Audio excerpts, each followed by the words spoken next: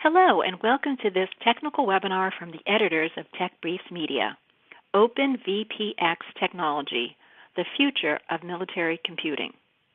I'm Lisa Arrigo, your moderator for the next 60 minutes. Today, we'll hear from three experts. They are David Jednick, Chief Technology Officer of Curtiss-Wright Defense Solutions, Rodger Hosking, Vice President and Co-founder of Pentec, and Ken Grobe, Director of Embedded Computing Architectures at Elma Electronic. After their presentations, we will have an audience Q&A. If you have questions, please submit them at any time through the Ask a Question box on your screen. Under the Event Resources link are PDFs of the speakers' slides, as well as technical papers from the sponsors of today's webinar, Atrion, Elma Electronic, and Pentec. And now it's my pleasure to introduce our first speaker, David Jednick, the CTO of Curtiss-Wright Defense Solutions, where he previously served as the Manager of Advanced Solutions and the Senior Systems Engineer. Before joining the company, David worked in the automotive consumer electronics industry, designing, ruggedizing, and integrating digital media technologies into existing vehicles. David, thank you for being with us today. Hi, thank you very much, Lisa. This is David Jednick, CTO from Curtiss-Wright. What I want to do is give you a high-level view of OpenVPX and how it's the future of military computing, and set the stage for my colleagues to give more details. So if you're not familiar with the inside of a defense platform, quite often they are filled with what some people will refer to as toasters, which are warm electronic boxes.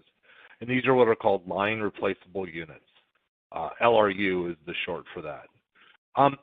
One of the things that happens here is that people will say there's a requirement to do, let's say it's a communications unit or it's a battle command unit.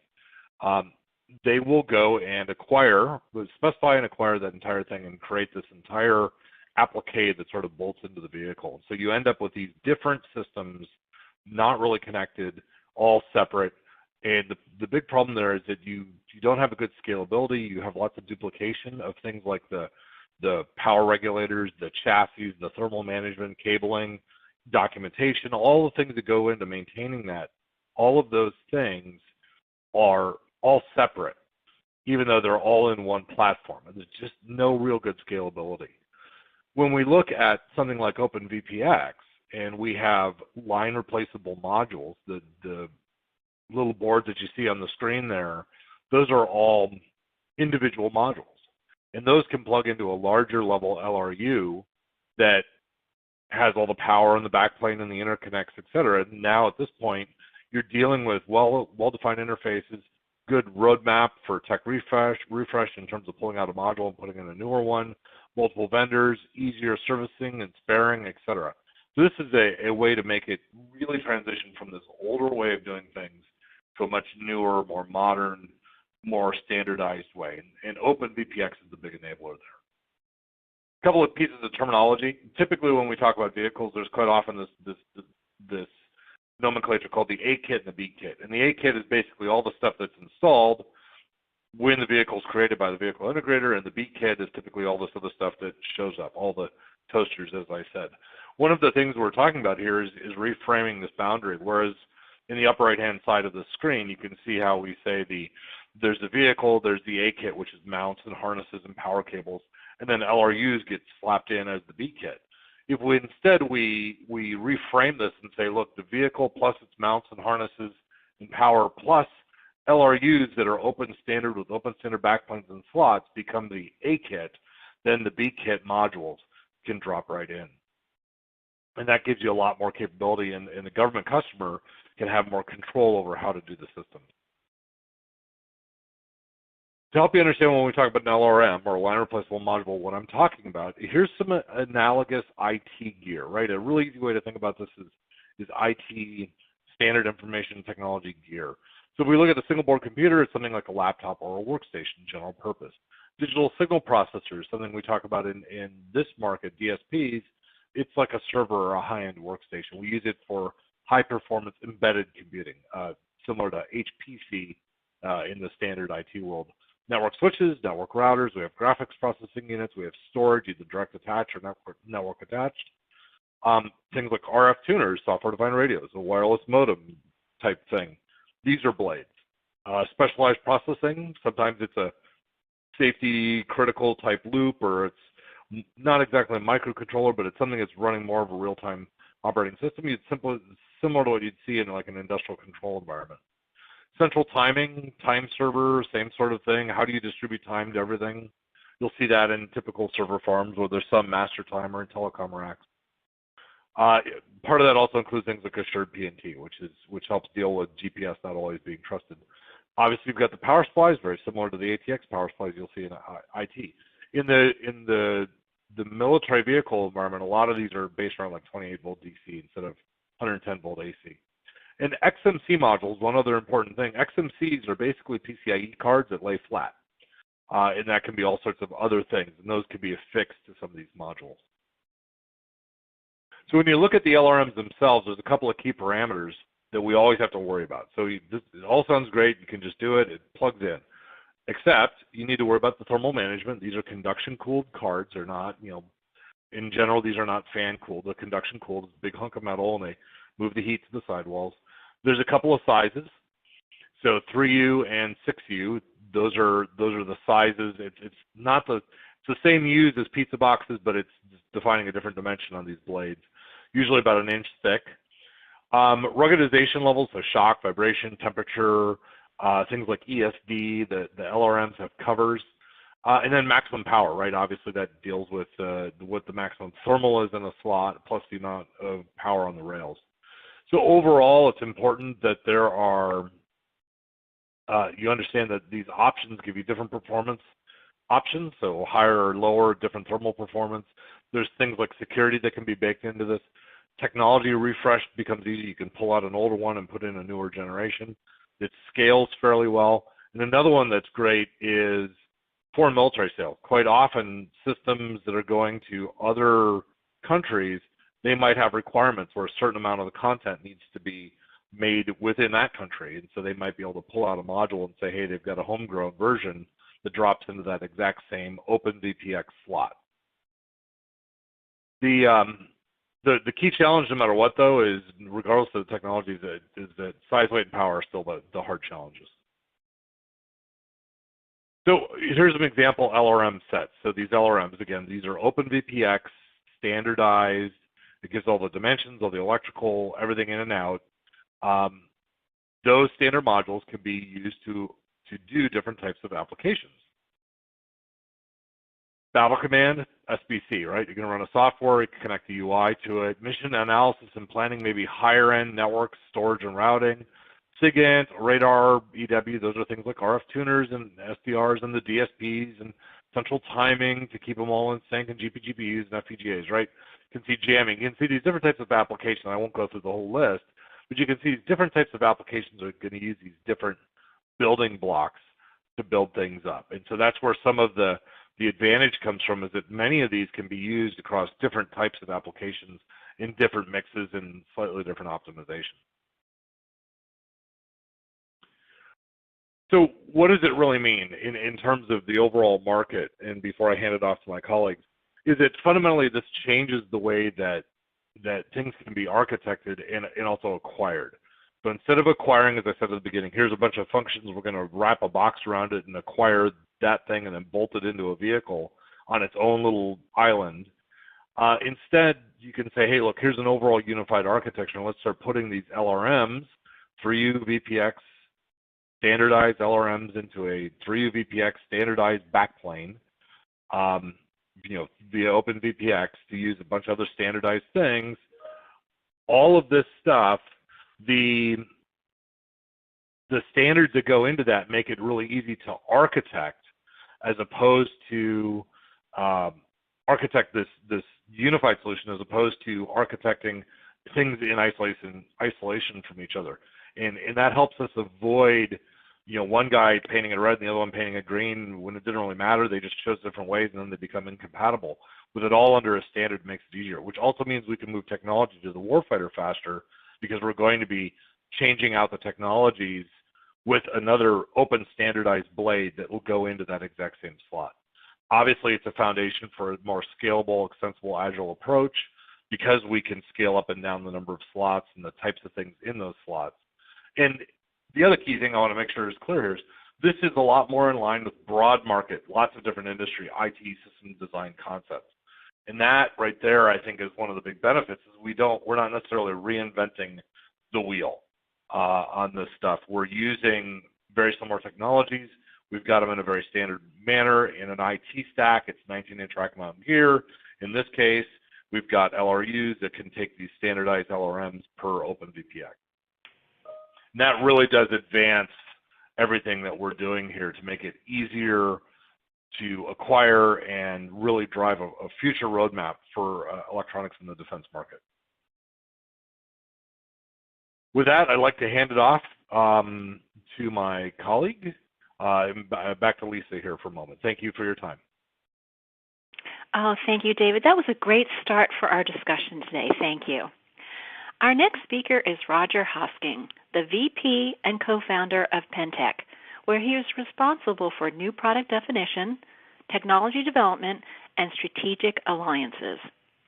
Rodger has spent 3 decades in the electronics industry and has written hundreds of articles about software radio and digital signal processing. He holds patents in frequency synthesis and spectrum analysis techniques. Rodger, thanks for joining us today. Lisa, thank you very much, and thanks for that great introduction on embedded systems, David. That's very helpful to set the stage. So today, what I'd like to talk about is some new directions in embedded systems, and specifically, I'm going to be taking a look at the open system architecture that was defined by the government, how it's evolved since it was introduced.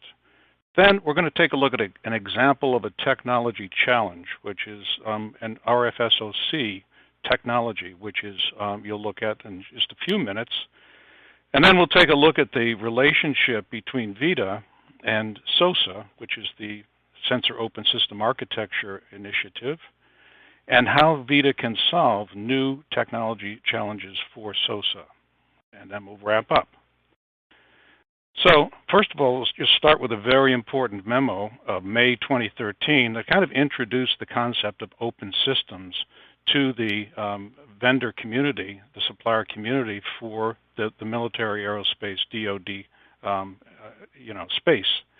And this was a open systems architecture handbook that outlines how you will proceed as a procurement officer to acquire systems and specify systems that will follow these open systems architecture principles.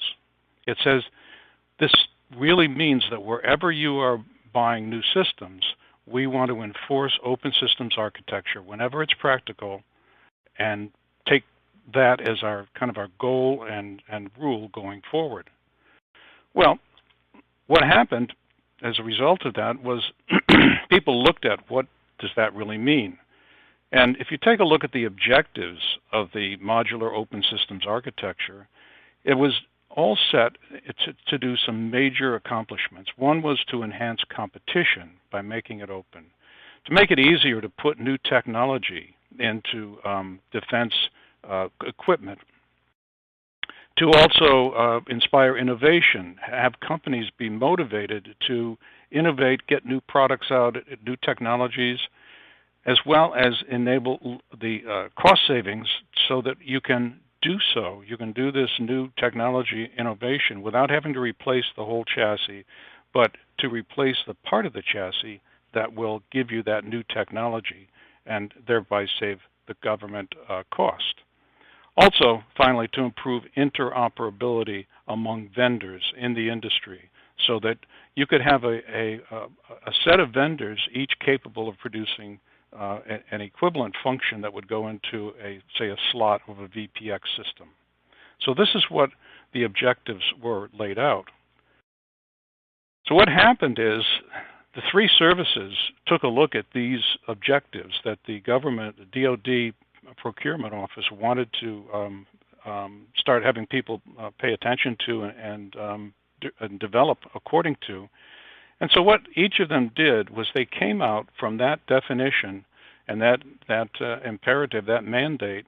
They each came out, the Navy, the Army, and the Air Force, they came out with their own view of what open systems means to them and how they would be implementing it and how they would be specifying it.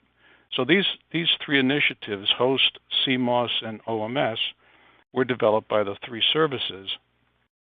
And within each of those initiatives, there were several standards that were adopted, useful to the goal and the mission as each of the three services saw it was appropriate to meet their needs. And if you'll notice that all three of them incorporated OpenVPX as part of the standards that they adopted for their individual initiatives. Well, it soon became clear that it would be much better to have a single initiative, a single effort to kind of combine those three different initiatives, and that was done under the SOSA consortium, which is the Sensor Open System Architecture consortium that then uses all of the different inputs from the three services to define a single specification, a single standard, a single way of going forward, which would make it easier for the government to purchase because now the government is using a single common basis of best standards practices for embedded systems. So this then draws heavily on OpenVPX. The SOSA standard is heavily inspired because all three of the individual initiatives had it. And then each of the members of SOSA and are also members of VITA, they continuously evolve to address new requirements to support new missions. So taking a look then at what does the SOSA technical architecture really mean? First of all, it defines a modular concept where everything is very well defined and encapsulated in what's called modules. And everything is tightly integrated within the modules, but loosely coupled with the other modules so that there could be interchangeability. It's also open. It has to be based on open standards, consensus-based groups that are maintaining those standards, and most important and new is a conformance compliance validation process to make sure that the products that are being called SOSA compliant or conformant really have been proven to be so. The other interesting part is that the SOSA initiative uses the so-called gray box concept. Now, what is that? Number one, it defines what the box does. It defines the interfaces between the boxes. It defines how, it doesn't define how the function is performed within the box.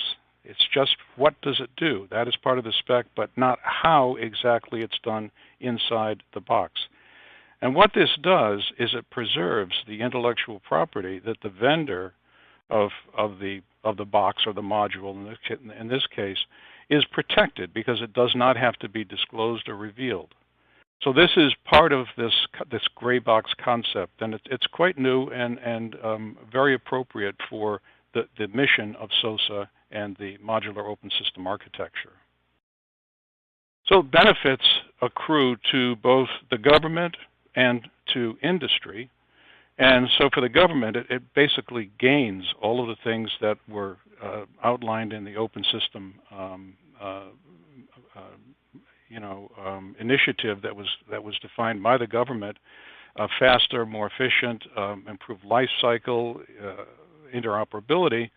But it also benefits industry because by using a common set of standards that have been kind of reduced down to the basic essential standards that are required, industry can focus on those standards, and it'll be easier for them to make new products because they're very familiar with the existing products that are there for the standards, and then they can move forward more quickly.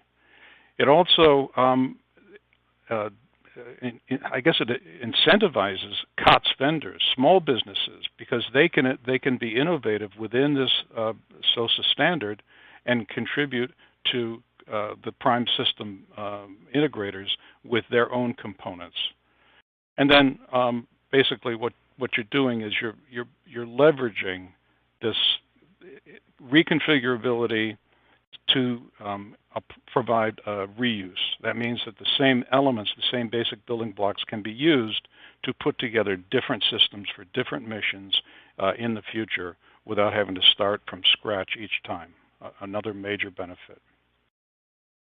So now let's take a look at a challenge for embedded systems.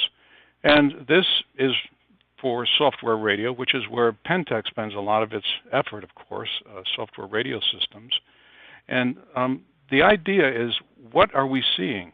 We're seeing what's driving the new systems are wider signal bandwidths, and that's for radar, communications, EW. You have wider signal bandwidths and definitely more signals. There's so many more signals out there than there ever were before.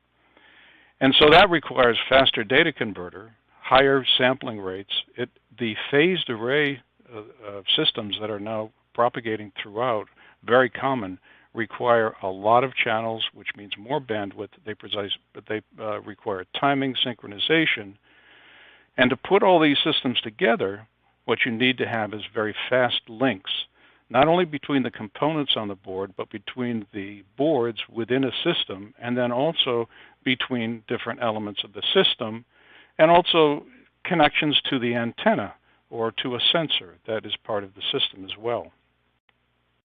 So the new chip that's kind of exemplifies a lot of these trends is the RFSoC, which is called the Radio Frequency System on Chip. It's a Xilinx product, and it's really generated a tremendous interest in the industry. It's built on UltraScale Plus FPGA fabric, but very importantly, and for the first time, it has 8 very wide bandwidth A to D converters and 8 wide bandwidth D to A converters built right into the chip. That gives you the RF or IF interfaces integrated within the device that has the FPGA resources. It also supports timing and synchronization. It has dual 100 gigabit Ethernet interfaces for very fast traffic on and off the chip. It has a ARM core processor that can be used for command and status, command control status within the chip. And what you've got here, if you take a look at all of these different resources, you've got really a complete system on a chip for an 8-channel radar communication transceiver. So it's like a subsystem on a single monolithic chip. So this is the kind of new technology that's pushing a lot of the standards to be able to accommodate it. So some of the critical connections for any embedded product is you need very good RF signal connections to preserve the number of signals and their integrity. You also have to synchronize across multiple channels, across multiple boards, across multiple systems. The 100 gigabit Ethernet link that needs to be supported in whatever embedded system technology you're using to make the connections work. You have other interboard, intersystem communication, 10 and 40 gigabit Ethernet. Command and status I/O to the processor, which basically needs gigabit Ethernet for control status, and then the usual I/O for a CPU. Of course, power and cooling, and harsh operational environments. Now, the last two are really a very significant part of what OpenVPX has already. So a lot of these newer things are in addition to what's already there, as well as some new features that need to be implemented and have been implemented within the VITA organization. So now let's see exactly how does VITA interact with SOSA. So as we've seen, the VITA standard is an essential part of SOSA. And in some cases, the VITA standards are a subset of different parts of VITA. In some cases, some of the recommendations in VITA are made requirements in SOSA. In other cases, there will be some SOSA slot profiles that are a subset of some of the existing standards. In other words, we won't use all the profiles in OpenVPX, but only a certain few that will get the job done. It's hard to decide which ones are not needed and which ones can do it. In other cases, you can take part of a VITA definition within, let's say, the host specification, which is then adapted to the SOSA for system management, as an example, the VITA 46.11. And there are other recommendations that SOSA comes across in trying to define the future path of how they will be building systems that may need that VITA may need to have new features to support. That's kind of where we come into the next slide here. As you probably know, the Open Group, which runs the SOSA consortium, is limited to U.S. citizens only. However, VITA membership is worldwide. So, a lot of the same members of SOSA are also in VITA.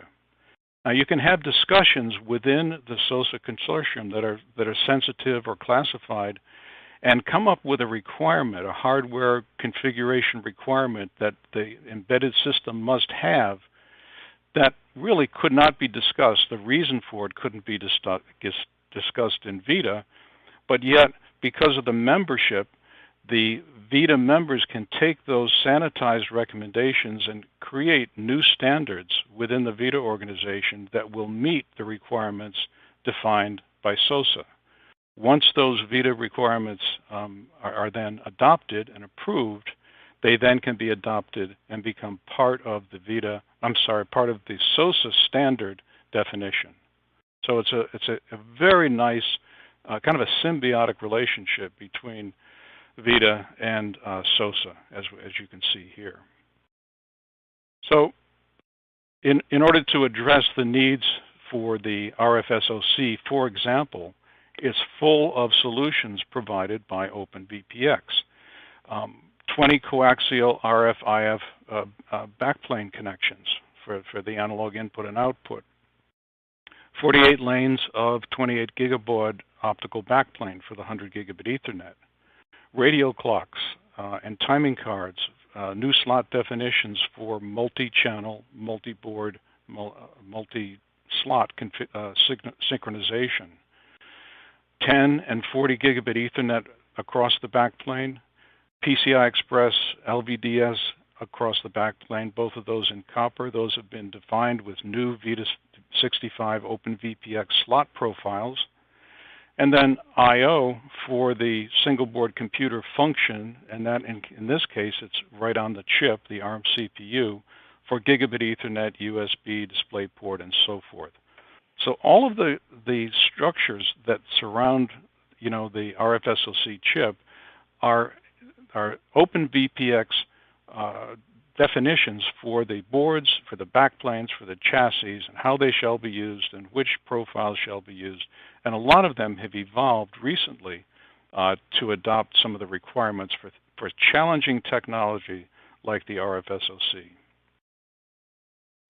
So taking a look then at a recent memo, that is January 2019, the same offices, but now a joint memo from 3 services, are basically reiterating and reaffirming the open standard architecture requirements for warfighting imperative and weapon systems.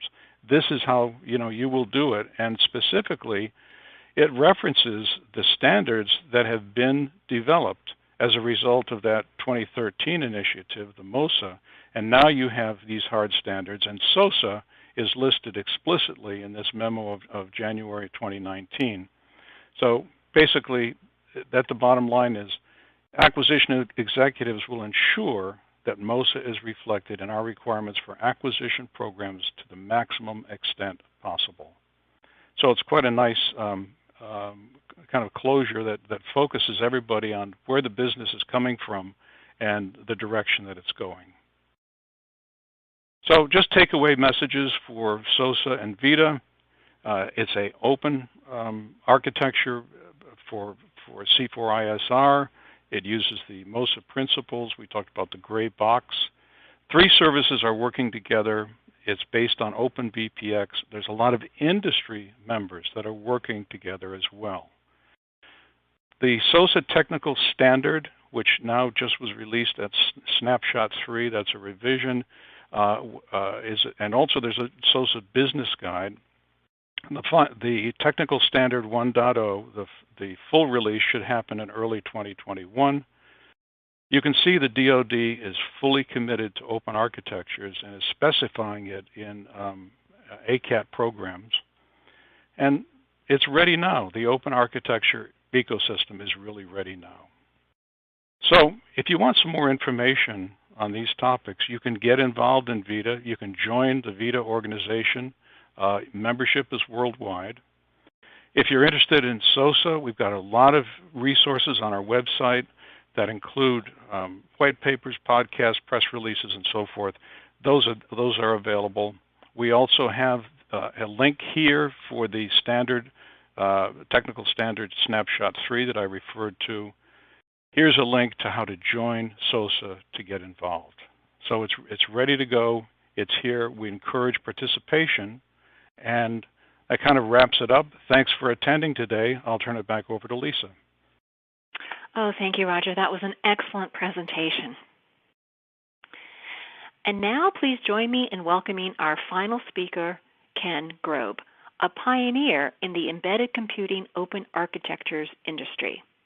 As the Director of Embedded Computing Architectures at Elma Electronic, Ken is responsible for driving the company's integrated solutions and embedded computing strategies.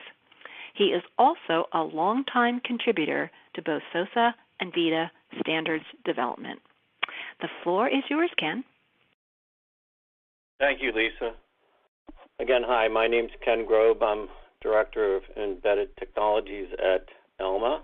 Today I'd like to talk and follow up a little bit on what Rodger and David had just discussed about why OpenVPX is a good standard for DoD modular systems as we look down the road.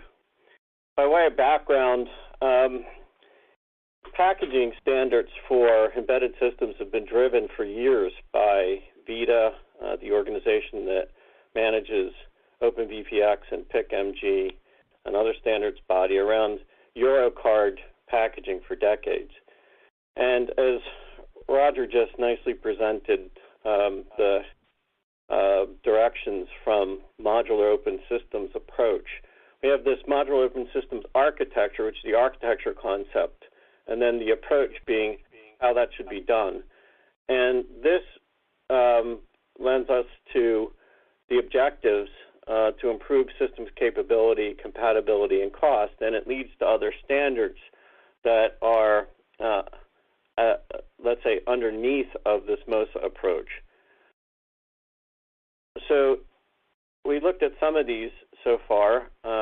We had SOSA, CMOS, for RF, MORA, for communications, Victory, for software and software architecture, FACE, and then Host for hardware open systems technologies from the Navy. So each one of the 3 service branches has sort of a model or a view of what they need in their standards to produce the systems that they require. And as Rodger pointed out, these sort of have been umbrellaed into the SOSA standard to cover the interest of host, CMOS, OMS, and so forth. So if we look at some of the objectives that MOSA drives, the Modular Open System Architecture, at the OpenVPX level, it makes use of open standards when building systems so that we have a common recipe book. The process has selected a hardware standard, OpenVPX, which applies now to SOSA, Host, and to OMS or systems from the Air Force. A very important point is that it promotes interoperability. Interoperability is a really important concept when we look at being able to gain advantage and execution through the hardware that is being used to build these systems. And in OpenVPX, going down and looking a little bit under the hood, how it does this is it constrains the slot and module profiles, and we'll show you that a little bit more detail in a minute. It also specifies system management through VITA 46.11, which is a standard that covers system management concepts or chassis management.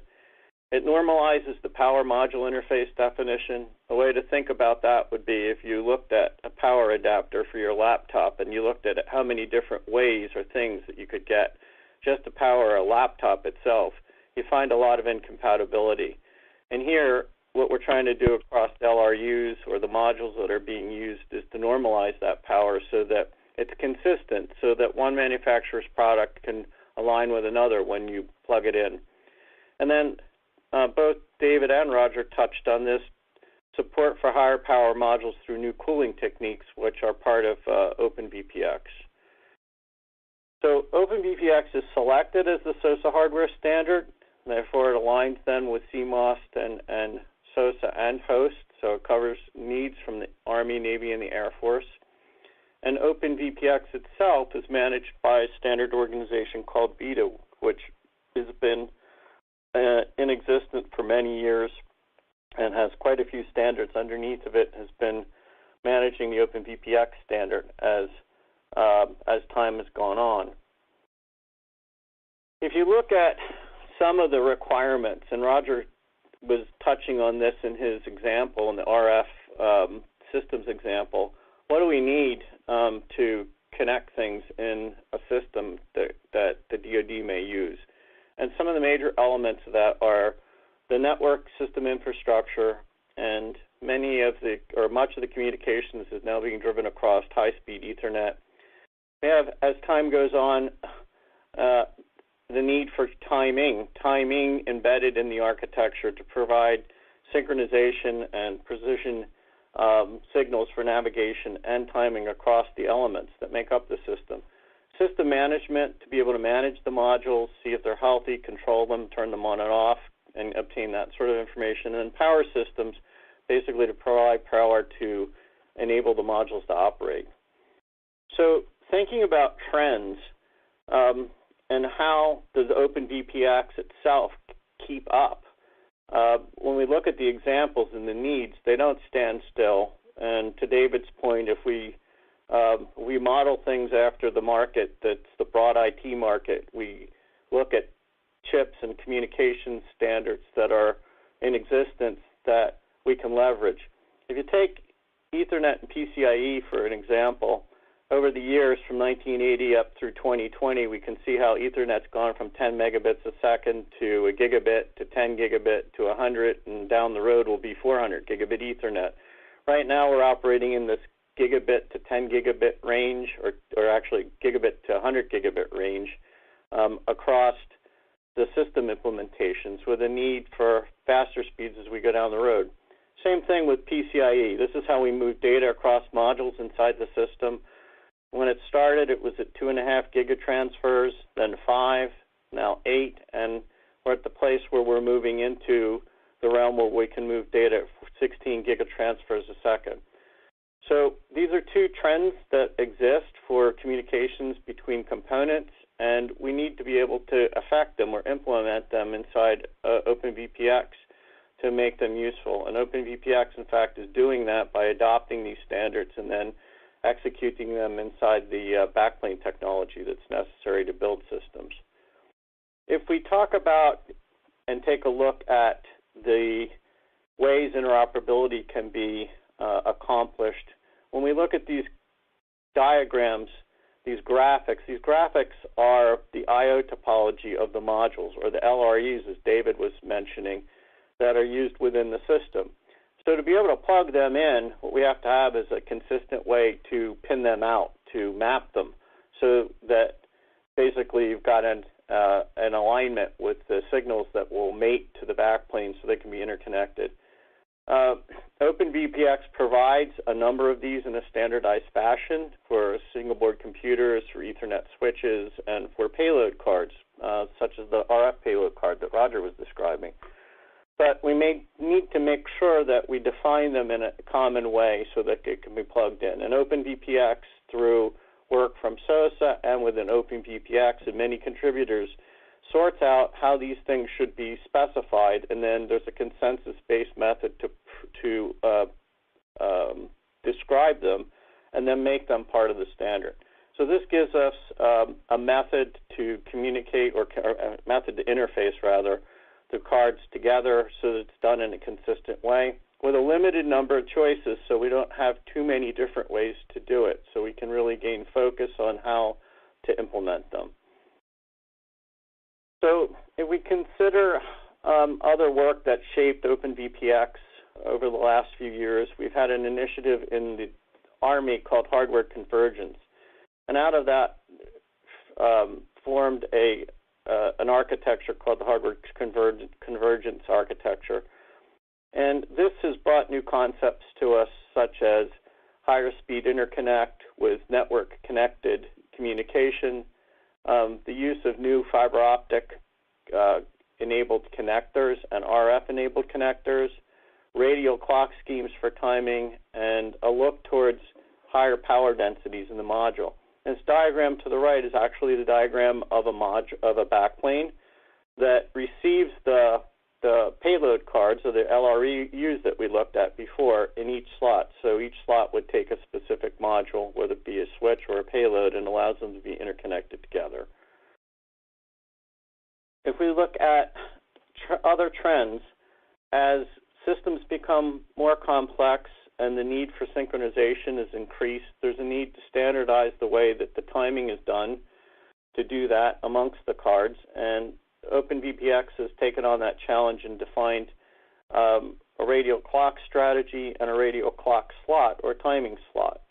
And this timing card produces timing information and signals and generates clocks that can be distributed down the backplane, and it also provides a OpenVPX system that's used for navigation implementation. So here's an example of a timing implementation driven by the trend and need in OpenVPX for the timing interface. As we've moved on, industry has to address the challenges of the technical trends that are within the industry and cause us to have to make systems perform at higher bandwidth and implement faster switching times within the system itself. So to do that, some of them, the challenges have been to update the backplane. Backplanes now have to operate 2.5 times faster than just a year or two ago. And this requires us to design new high-speed backplane implementations that leverages new signal integrity and simulation models. It also requires new connectors, and the industry's responded with new connectors that allow us to go from 10 gigabit realms to 25 gigabit switching speeds supported by the connector, and this is an example of that from Tyco. So what we're really indicating here is that OpenVPX is a good play or standard for DoD systems because it's living. It's not a stagnant standard that doesn't move forward with new challenges and new technological needs. It's constantly addressing the needs of new technologies and how those technologies can be incorporated into a rugged standard, a rugged form to implement DoD systems that would be required by the DoD. Another area that we touched on is cooling, and as time's gone on, modules have moved from, say, 45 watts to 60 watts and up towards 130 watts, depending on what they are per module. And doing this in a conduction-cooled way is difficult, and it's caused us to have to look at other approaches, including airflow through cooling, where we drive more air through a module to be able to cool it. It's sort of a modified conduction-cooled approach where we're actually driving air through the module to fins that are coupled to the card and then take the heat away. There's also now a way to do it with liquid cooling through another VITA standard. So VITA is looking at new standards and providing that roadmap to allow higher power solutions to take place with these capabilities. Another area that VITA is addressing is RF and optical connectors. The picture on the right shows an MT furl with fiber optics in this little rectangular cube or little rectangular module that's called an MT furl that allows us to place multiple fiber optics, 12 or 24 in 2 rows in this connector. This gives us the ability to connect fiber optics through the backplane and wire it or connect it through into the system. We also have other connectors that allow us to mate RF signals that can be connected through the LRUs. And these are also defined by various standards groups within VITA that specify and describe the connector technology. One last other implementation or requirement is the system management, and VITA addresses that through the 46.11 working group to describe chassis management capability that allows modules to be interrogated and to be report information and also control. And lastly, address power. As we mentioned before, we need a common way to apply power to the system and to describe the power supplies themselves. And this is done through a subgroup called VITA 62 that defines the power module standards construction to allow us to make a power supply that addresses the needs for both 3U and 6U systems. So in summary, future DoD systems are being affected or driven by the Modular Open System Architecture and Modular Open System approach and the need for current technologies. So new systems are impacted by this and have impact on future designs of chassis, backplanes, and power for 25 gigabit lanes in the backplanes, 100 gigabit Ethernet capability, and 16 gigatransfer PCIe. All these drive the definition of our modules and our backplanes. OpenVPX is addressing the cooling techniques through VITA 48.8, air flow through, and 48.4, liquid flow through. Our power systems are being addressed by VITA 62, and the use of fiber optics are also being addressed by standards like VITA 66.5 and 66.4. So in conclusion, taking a brief look under the hood at what OpenVPX provides, it is a supported living standard that's here today, and it can grow with the future DoD system needs. So it fits in nicely with the modular open system approach and the higher level standards of SOSA, CMOS, and HOST to provide a hardware standard that allows MOSA to achieve its goals. So in that, I think I've got through my material and hand it back over to Lisa. Oh, thank you, Ken. That was another excellent presentation. It's time now for our audience Q&A. Please send questions by using the Ask a Question box on your screen.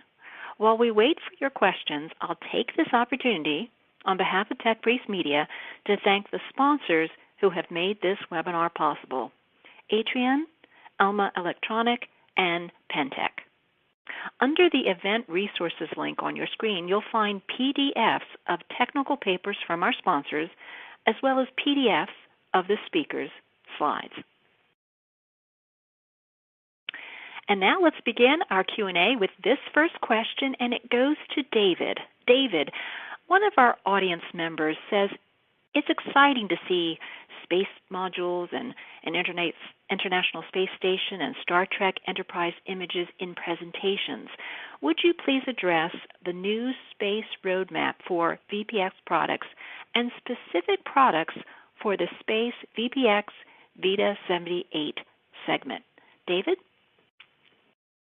Yeah, I'll take the first part about that, and I agree. I actually gave a paper just about a year ago in LA at the Mars Society conference on off-world use of VPX. It's definitely something that's usable for new space. The main concerns we usually run into in space are, obviously there's thermal, but with the way that VPX is done, the thermal mitigation strategies are always really at the chassis level, for the final management. So you can use all the normal things you do for a spacecraft bus there. Radiation is really the other major issue, and that's where we have to look at the larger scale mitigation strategies, whether you're in LEO or you're in somewhere between planets, or you're on lunar surface or whatnot. There's different strategies, just like you do for anything else. The benefit of using OpenVPX and the somewhat associated VITA 78 is that you do have the modularity that allows you to move, just like for defense, move those technology strategies faster. And I do think it is worth noting there's a lot of hard challenges in terms of manufacturing and reliability and whatnot for space. By sticking to a standard rather than having everybody do their own bespoke card, it does mean you can leverage a lot of that learning and do a lot of risk mitigation. And from a new space perspective, be a lot more agile and a lot faster in getting things done and getting them to orbit. Very good. Thank you, David. Okay, Rodger, you have the next question. What is the maximum allowable temperature of the RF SOC chip? Rodger? Okay, there are two grades available now, the extended and the industrial. We're using the industrial range, which has a temperature range of minus 40 degrees C to 100 degrees C. So that then requires a lot of what's in VITA to provide the necessary cooling methodology to make sure that that chip is kept at a temperature below 100 degrees C. And we didn't talk too much about it, but the airflow through, the liquid cooling, the air, there's many different techniques within the VITA 48 especially to handle that. Thank you, Rodger. Ken, you have the next question. Is the OpenVPX standard stable?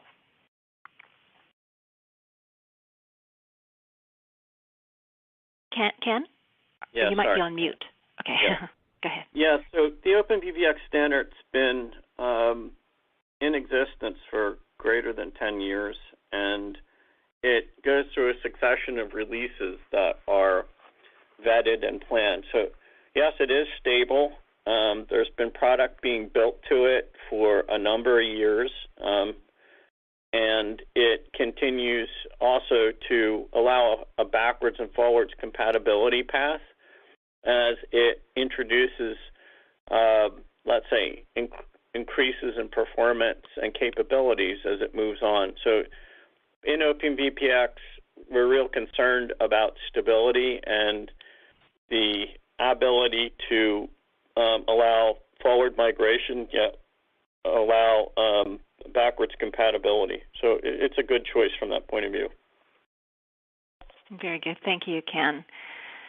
David, someone in our audience wants to know, what is the standard for LRU and LRMs?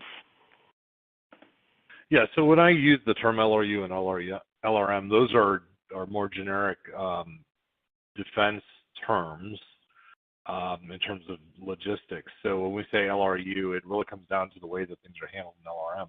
What we're talking about here specifically is OpenVPX is the standard for the LRMs. Now, LRUs, there are standards for the outer envelopes here and there. There's airing standards. There's other things that have been worked up on SOSA.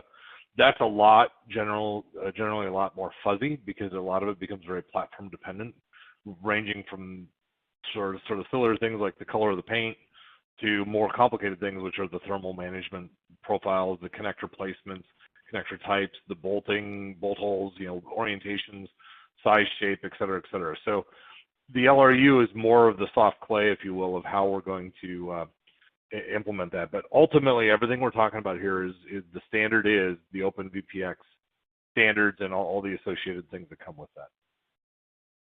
Thanks, David. Rodger, this question is for you.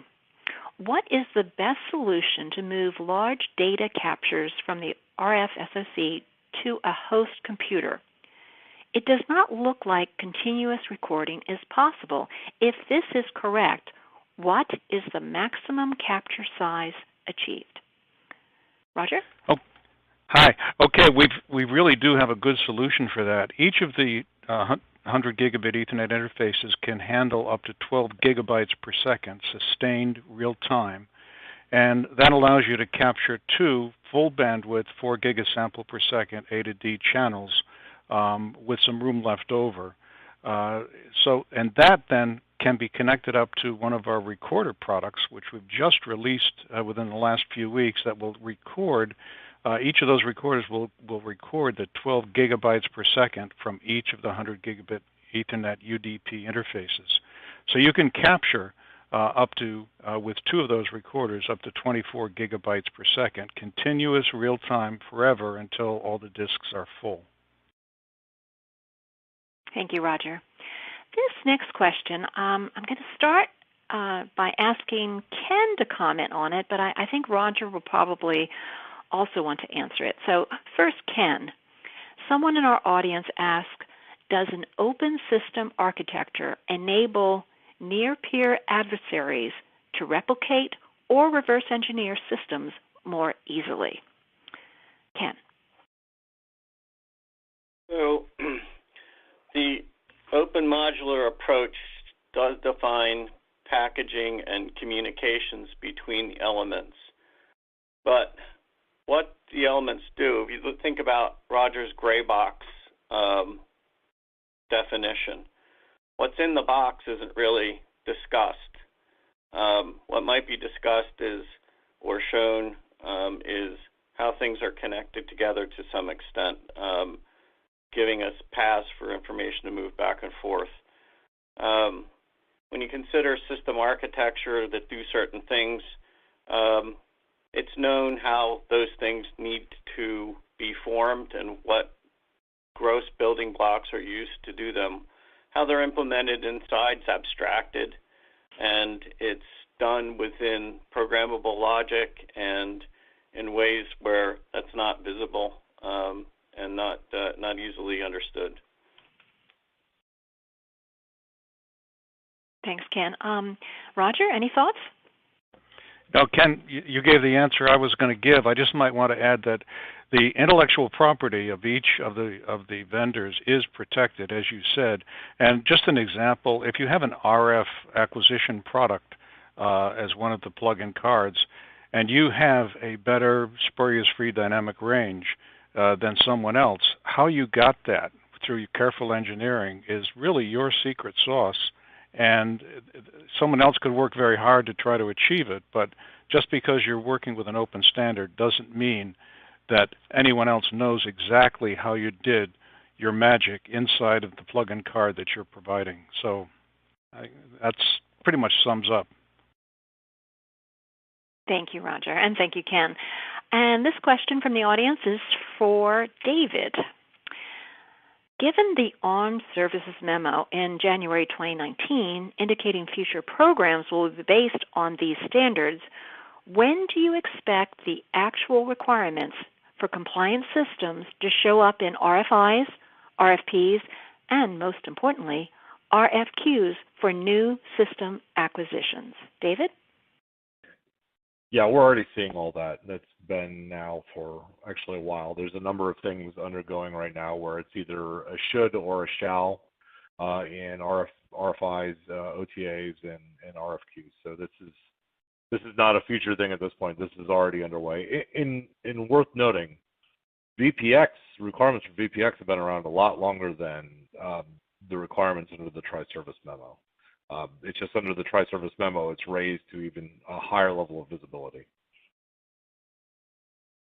And thank you, David. And with that, we're at the end of our webinar. I want to thank our speakers for being with us today, and I also want to thank our audience. A survey will pop up on everyone's screen immediately following our program. Please tell us what you thought of our webinar by answering 3 short questions. This webinar will be archived and available for viewing on our website. An email will be sent to everyone who registered for today's program as soon as the archive is ready. Once again, thanks for joining us.